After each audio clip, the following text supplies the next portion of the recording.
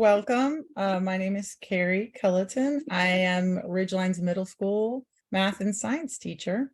I am John LaBruce. I am the language arts social studies, we call it communications and humanities for the middle school.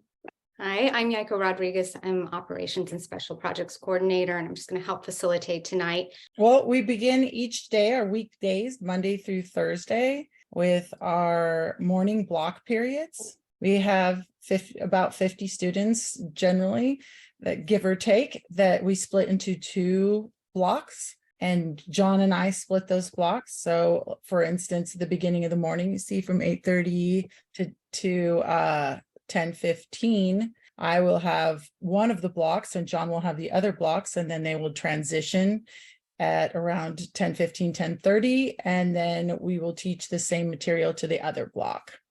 After that's lunch recess. But before we talk about lunch and recess, John and I are going to share a little bit about our individual curriculums. John, you want to start? Sure. Yeah, we figured the best way to organize this is just kind of run you through what a day looks like and what the kids are up to. So when the kids come into the classroom, you know, the doors open at 8:15 and they roll in and kind of mull around and talk story and stuff. And then we start with morning circle in my classroom with both blocks. Usually we ask some silly question and kind of go around the circle, like if you were to come to school on some magical creature, what would it be, kind of thing, and just kind of an icebreaker thing every morning. And then roll into the curriculum. So it's communications and humanities. I distinguish this from it's really traditionally language arts, social studies, the same thing effectively, but with language arts, the communications is really a key focus of the communications curriculum that I'm teaching. There's a strong focus on writing and reading and speaking and listening, and just a really strong focus on writing in particular, and helping these kids get ready for writing in high school and college. So we do academic writing right now. We're part of the Journalistic Learning Initiative with the University of Oregon. I received a fellowship this year to participate in this program. And so we're in the middle of our big journalism project. It's kind of a mix of, it's aligning really well right now with our US government curriculum as well. US history and government is the social studies part of things that we're doing this year. Our curriculum is all aligned with the Oregon State standards. So it's a 7th and 8th grade kind of thing. We teach one thing one year, the A year, and then the B year we teach the other. So right now it's US government and history, and next year will be global studies for the humanities section of this. But with this journalistic learning initiative, what's exciting about it is really about the free press and the importance of the free press in our democracy, and the role that the free press plays, like the fourth branch of government, really, in informing us and helping us understand what's happening in our country, what's happening with our government, and the importance of an impartial free press, and importance of actually having a free press. You know, we've got newspapers and news syndicates closing down all over the United States, like even here in Eugene, where the Register Guard is mostly a national newspaper now. Most of the stuff that they're getting, they don't have but a tiny little staff here locally. And so really looking at the importance of local reporters reporting local news. And the kids are actually looking into some big topics or some big issues that we're facing as a democracy in our community, things like homelessness, racism, just big, heavy topics that they're going to be digging more into, and reporting on what's happening in our community and what kinds of things, like with the homelessness issue here in town, looking at what are some of the services. One of the groups is taking out what are services that are actually being effective here in town. What is working? We hear a lot in the news about what's not working. These kids are trying to find resources with people that can help them understand what are things that are working in our community, and what can we do to support those things happening more and more around our community. So that's it in a nutshell. Right now, we'll do a lot of, once we finish this project at the end of spring, there's be more writing, more academic writing. The kids read news articles and write responses to news articles, and kind of these short little response things to help them prepare to write essays and things when they get to high school and beyond. How do you write an academic essay, kind of thing. So big focus on social justice is kind of as you can probably tell, is kind of at the foundation of everything that I'm teaching, and using ways to help them write about it and be articulate in their speaking about it. Okay, thanks, John. I will talk about a little bit about what we do in the math and science curriculum. So we start in the morning, as John says, the first part of the block, we do about 50 minutes of science, and then we transition to math, and we spend the second half of our block focusing on math. In the science block, my curriculum, we have a 2-year cycle as well. So I focus 1 year on earth and life sciences, and the alternate year is on physical science. So some examples of earth and life science, we are earth science, geology, studying space and the motion of planets and seasons and the cycles of tides, that sort of thing. And then we do some studying of natural disasters, ecology, genetics. Oh, No worries.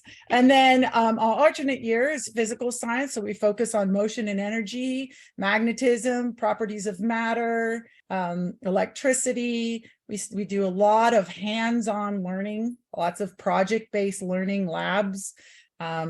And that curriculum is, based around themes and there's storylines. Then it really is, we do apply the scientific method, where you come up with a question or a problem. You make sure you understand the problem, take inventory of what you know, you conduct studies or labs to solve the problem, but to understand it better, breaking it down into smaller questions, and then doing labs to understand the basic components of that problem, and then develop tools for studying it, apply those tools, assess our results, collect data, analyze our data, and then communicate our results. So we apply the scientific process throughout the year in that, and as we're learning the content, we're also really learning that process of the scientific method and applying that. And let's see, in the math curriculum is similar. We use the CPM college. We use a CPM math, which is the same curriculum they use in 4J. So, the whole point of we're preparing our students to transition into high school and transition onto adulthood. And so my students are using the CPM curriculum, which is a really great curriculum. That's also hands-on learning. The students are working in groups. They're looking at problems. They're coming up with tools for solving those problems and working through them together and communicating together as they and they're learning to gain their knowledge and apply their knowledge in complex problem solving. So what else? I don't have a lot more specifics for right now. Just think that I think that's it. Yeah. So after the morning block, what happens? after morning block, Go ahead. we go to lunch. We try to do our heavy lifting in the morning with the math and science and reading and writing and social studies, and then we go to lunch. We have recess. We're still eating lunch outside, but we do have an option for kids to eat inside, either in Carrie's classroom or my classroom, kind of on a rotating basis from day to day. So we have 45 minutes for lunch and recess. And then after lunch, we go to a silent work period. And so the blocks again split between they're either in Carrie's room or in my room for that silent work period of 30 minutes. And excuse me. And that's the time. So we kind of split it up to where they're going back and forth from day to day. So they're able to access Carrie and Krista if they need help with the math and science work, or with Jen and I if they need help with the communications work and things like that. But they can work on whatever they need to work on during that time. If they're in my classroom, they could be working on math or science, or just basically catching up and trying to finish up, wrapping up what they need to get done. We allow them to move if they need. We communicate, but they can move if they're in John's class for that day and they really need to talk to me or Krista. They can just check out and come on down and do what they need to do. I also have an advanced math group that meets during that time period. So there's some students that we can all, if they're in separate blocks, there's not always a lot of them, so they can meet together with me during that time and work on math together, and we can problem solve and answer questions and during that time period also. It's been really helpful. We're trying to minimize homework as much as possible. So having that time if they use it properly, it really is helpful for the kids that use that time. A lot of them finish up their math homework during that time and end up not having a whole lot of homework when they get home at the end of the day. Yeah, and they're responsible for, they can use that time if they don't finish work during the class period, they can wrap it up then. Also, if students are absent, they can use that time to check in with an adult about how they can follow up when they're absent at home, and they need to kind of get oriented about how to get back into the rhythm of things. Kids also spend that time reading sometimes if they've got their work done or they just need a break. Reading or doodling or drawing or doing art is totally fine as well. But it is, yeah, it's just really kind of a decompress before we get back into the afternoon academics. So after that, we have creative expression period. It's also known as electives, where each of the 4 adults in the middle school, so John and I, and then our assistants, Krista and Jen, we all take on a group of students and teach them something what we're passionate about. I teach practical arts, and so there's fiber arts that I teach: felting, weaving, knitting, all kinds of wet felting, dry felting, and then there's paperwork where we do paper mache, we do book binding, we create all kinds of different practical arts that in that class. There's also Krista, my assistant, teaches RPGs. She's amazing. She teaches RPGs and also martial arts during that time. So those are a couple examples of some things we offer during that period. And on our end, I teach my ukulele elective, which is pretty popular. And the true kids, the kids that participate in our ukulele extravaganza, they get to play 4 days a week. Effectively, we have rehearsal after school twice a week, and then we have the elective twice a week too. So they get really good, really fast. We also have board games. We have a walking elective when the weather gets better. But in the past, our kids have done most of the landscaping for the school, most of the yard maintenance and stuff, sweeping and mowing. And it's crazy because we make this an elective, and these being Ridgeline kids, 8 to 10 kids sign up to do yard work twice a week, which has been pretty great. And then I also teach a guerrilla filmmaking class and just a bunch of fun, creative stuff that we enjoy doing to share with the kids.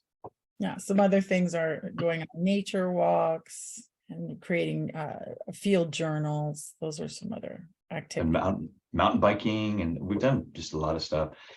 So kids get to choose 2 electives each term. We divide the school year into 6 terms.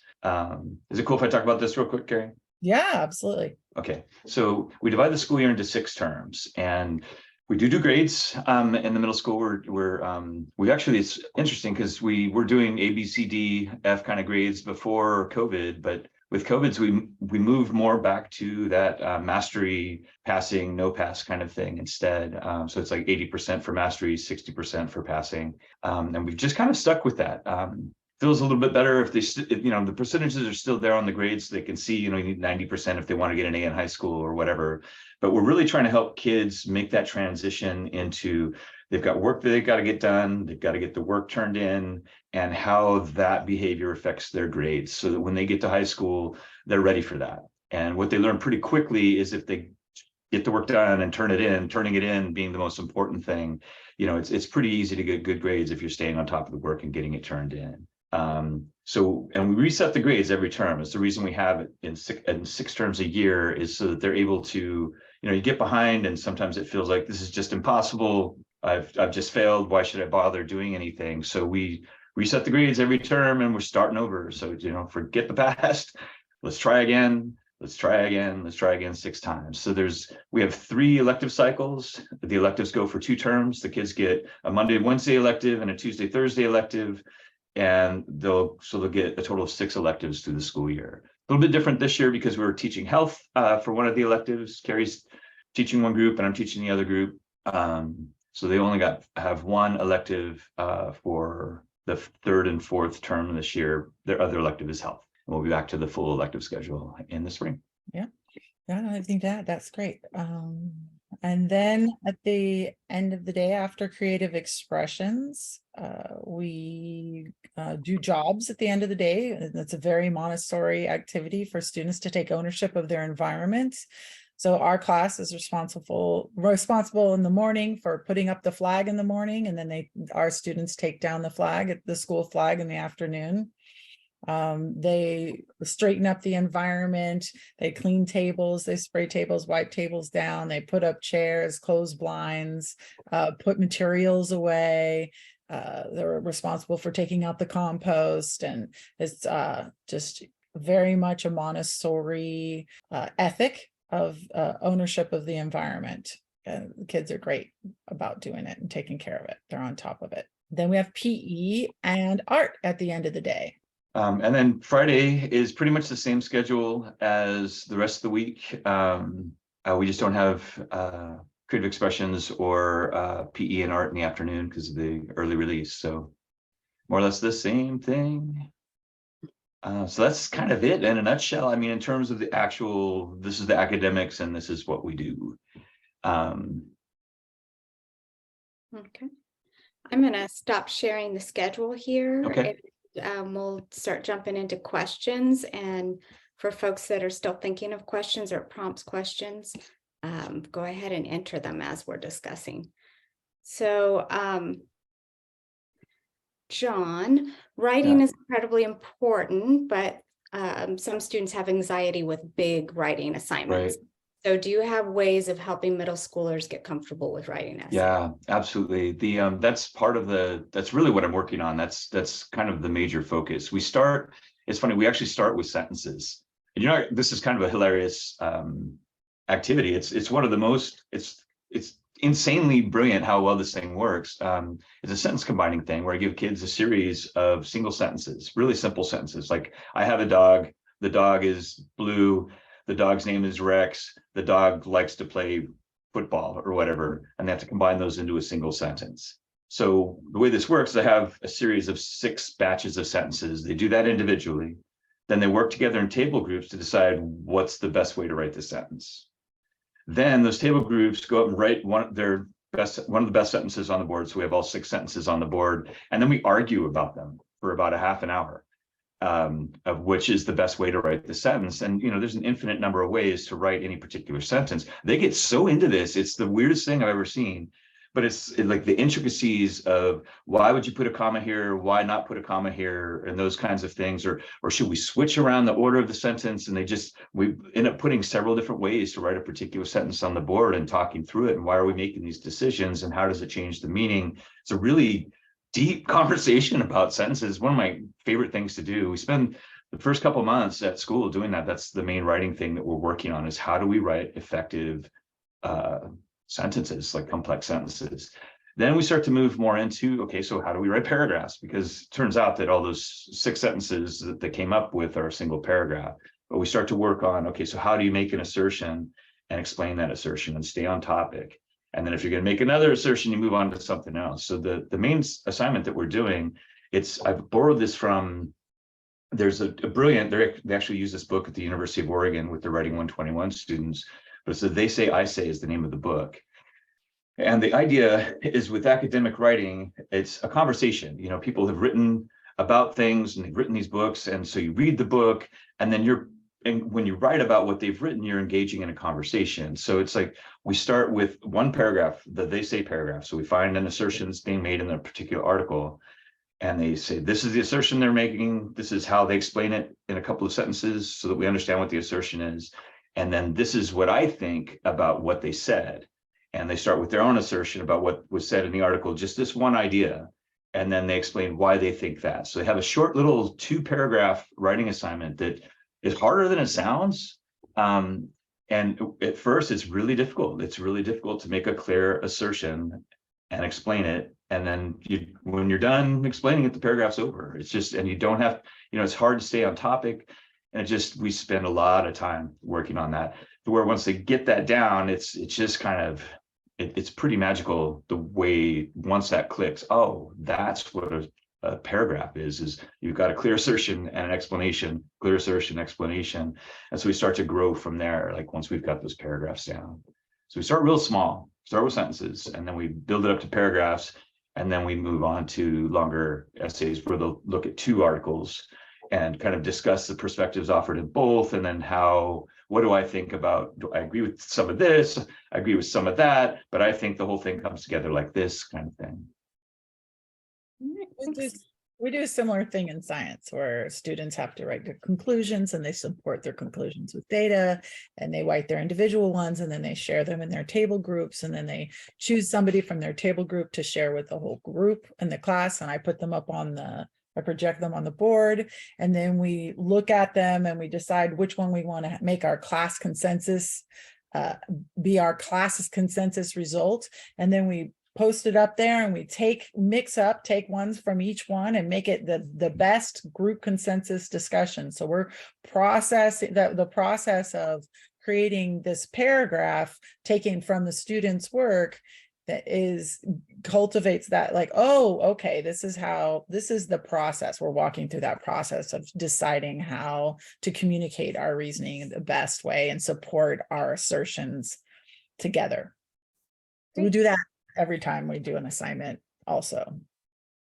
Okay, sorry. Yeah, we have another question. Do the blocks learn with each other, or do they only see each other during recess and lunch? So I'm assuming what this is driving at is, if you get put in one block, are you ever going to get to interact See your friends in the other block? Yeah.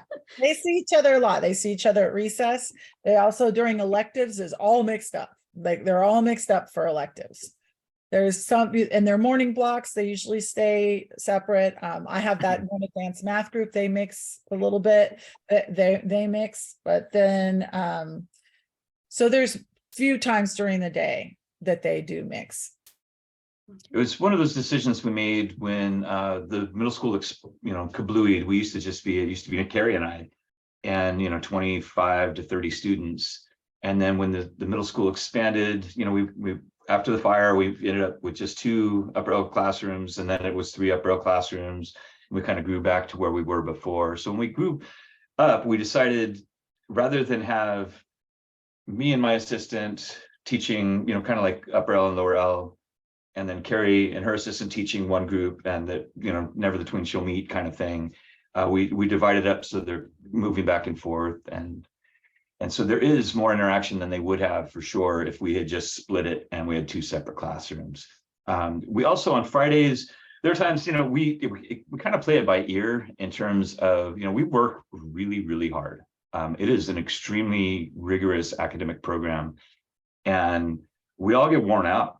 And and sometimes we need a break. So we have what we call Fun Fridays occasionally, kind of when needed, where we go to the park. We cut it a little bit early at about 11 o'clock. We head over to the park and extend our lunch so that we have more social interaction and time just to be kids together. So this question hasn't been asked, but it's a very common question in these sessions. So I'd like to just throw it out there. How well are Ridgeline kids prepared when they transition into their neighborhood high schools? How does that transition go? Is it hard because we're such a small school going into these large high schools? Can you talk a little bit about that? They're actually very well prepared. They actually are. Our alumni often tell us that they're over prepared. They're very well prepared academically, and I don't know, in my experience from speaking to alumni, they feel like that when they go to high school and they have to do projects with groups with other students in high school, or they have to get up and do presentations in front of a classroom, and there's many students that are their peers in high school that are very much struggling and stressed out, and Ridgeline kids are like, I got this. I've been doing this since I was in first grade. And then in middle school, they're doing presentations, they're working in group projects. These are like those skills that they're gaining in our community, how to work with each other, how to collaborate, how to organize your material and present it cohesively and be comfortable and have fluency in that our students have immensely, they're ahead of the game in that arena. And then academically, our school, our middle school students outperform the 4J and the state, like every year after year after year. Our students do exceptionally well on the state tests, And I have math and science students. My students go to high school, and sometimes if they're my advanced students, they skip freshman algebra and start in geometry, and oftentimes they skip the freshman biology and go to the next science class in the sequence and do excellent. They do This physical science is the 9th grade. They skip 2 biology. Yeah, they a lot of skip them. yeah, sorry. Yeah. And they tell me that they feel like very comfortable when they do so. Can you list what some of the electives are? Somebody missed that portion. We had ukuleles, film, board games, walking, health, martial arts, practical arts, role-playing games, nature walks. We've done cookie crew years before COVID, groundskeeping, art. We've had, we also have had volunteers come in. We've had parent volunteers come in, do yoga and art and different things. If it's something you're computer programming, if there's something you're passionate about that you want to share with the kids, we always love having other adults come into the classroom. The kids, they get 4 of us. It's pretty great that they get the 4 of us, but the more adults that come in, our kids they tend to be very adult oriented. The relationship that our students at Ridgeline have with the adults in the school, as y'all know, if you're parents here, the kids really we just have a great relationship with the kids. And as a K-8 school, the community, the responsibility that our middle school kids feel for the school and for the younger kids in the school, it's something they grew up looking up to the middle schoolers, and they take that role very seriously as stewards and as role models. It's really pretty great. Thank you. But yeah, we'd love to have you do electives. Bring your passions in. Thank you, everybody, for joining us. Let us know if you have any outstanding questions, and we will see you around campus.